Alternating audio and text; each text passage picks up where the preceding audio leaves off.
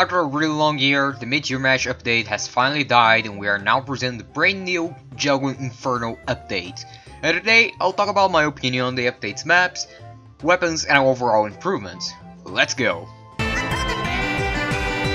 One big change about the update is the huge change it has done to the user interface. First off, custom HUDs are not available for now, only raised HUDs has updated and I fucking despise it. The main menu now has items and shop at the bottom, and you can join servers or casual queuing in the top right corner. And I really like these changes. It isn't anything too big, but it was a nice touch and I liked it. There's also a new party system, which is a big problem for me since now anyone can join you at any time, which is fucking annoying. You can also glitch and keep resending you someone's request to join you over and over again. And joining someone in community server, well, I don't fucking know how to. I tried joining Rob the Awesome in a community server and joined his party, and I didn't get to the server until he sent me the IP. I would like some explanation on how it works. Probably the biggest feature in this update is the campaigns, which isn't much of a new thing, but I digress. They added 2 new campaigns, Mercenary Park and Pyroland being free. Since I wasn't around for Gun Battle or Tough Break, I won't be comparing to it. But as far as I've seen, the campaigns are pretty okay. They're pretty simple and easy to do, unless you go for exploits. And sometimes it can be really tricky. But overall, I think it was worth the cash I spent on it. The rewards are okay to me, and I like getting new war paints, which I'll get to in a bit. Although I really hate I can't complete a contract in either all normal TF2 maps or community servers. I see no reason why, especially since Pauline calls you when you join a community server to tell you about the contract. Hey buddy, Pauline.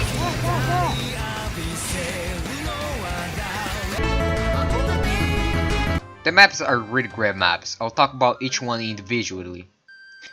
Lazarus is a great map, though is one which engineers a fucking god since there's a perfect spot for sentry. It looks nice and I like the few different ways of getting around the enemy. Moss Rock is really awesome. I'm glad they still do attack and defense maps since those are my favorites. The map is quite honestly beautiful and there's so many ways to get around the map that it's quite honestly impressive. Though there's a lot of glitches because of the water particles that seriously need some fixing. Banana Bay. The only reason why it's not my favorite is because it suffers the high tower syndrome of never fucking ending. Though this is not the map's fault. Anyways, the map is simply beautiful and full of details.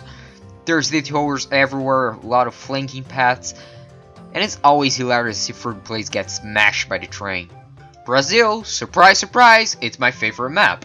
Even though it's not as beautiful as Banana Bay, I can say the deep pinpoint the Brazilian surround is quite okay on this. I do have to mention Brazil is not just like this, it has some nice areas too, especially the jungles.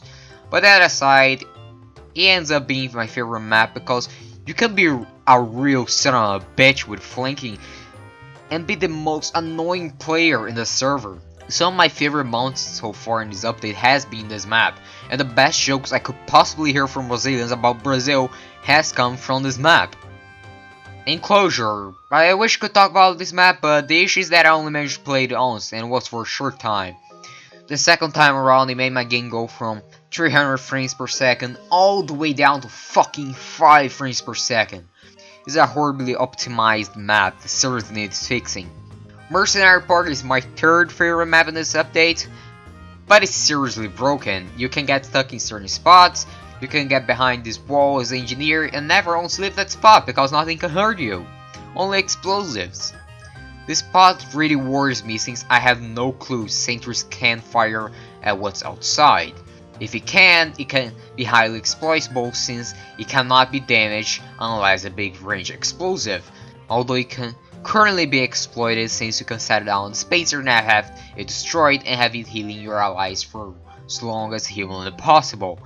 Either ways, this should be fixed or at least give access there so the enemy can fight what's inside. Other exploits that it's possible to hide inside a blue spawn room as a red player and just spawn came from the inside the spawn.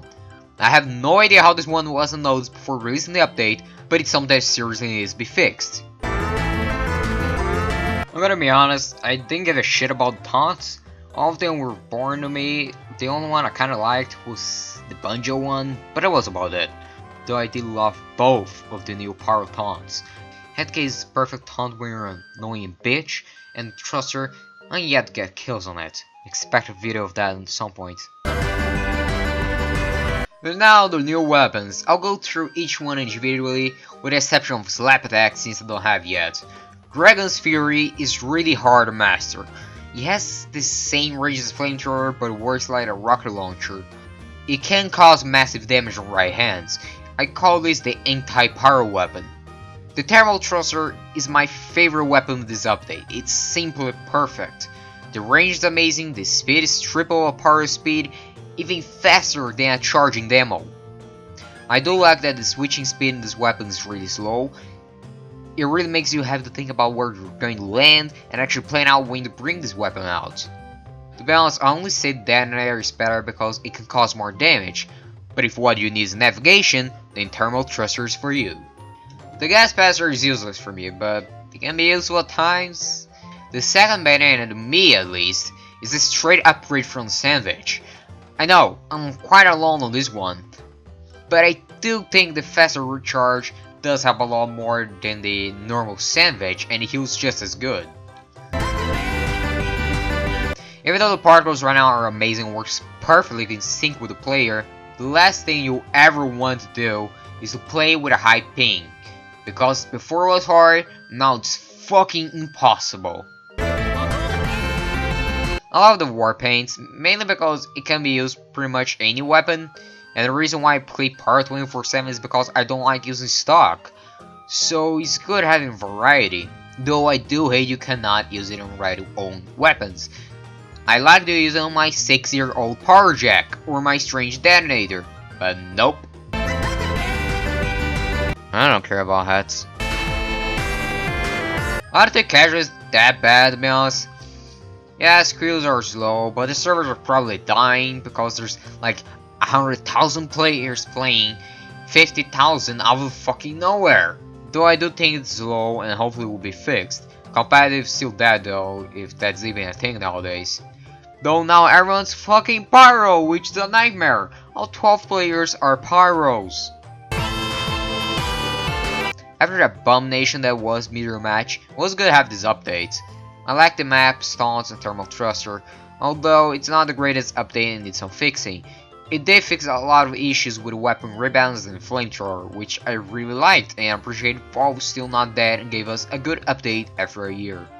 Thanks so much for watching. If you enjoyed, please give a like, errors, and please subscribe.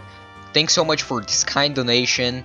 Know that I will be doing a giveaway of a few items. It's just random cosmetics. So if you want to join, the link will be in the description. Thank you so much.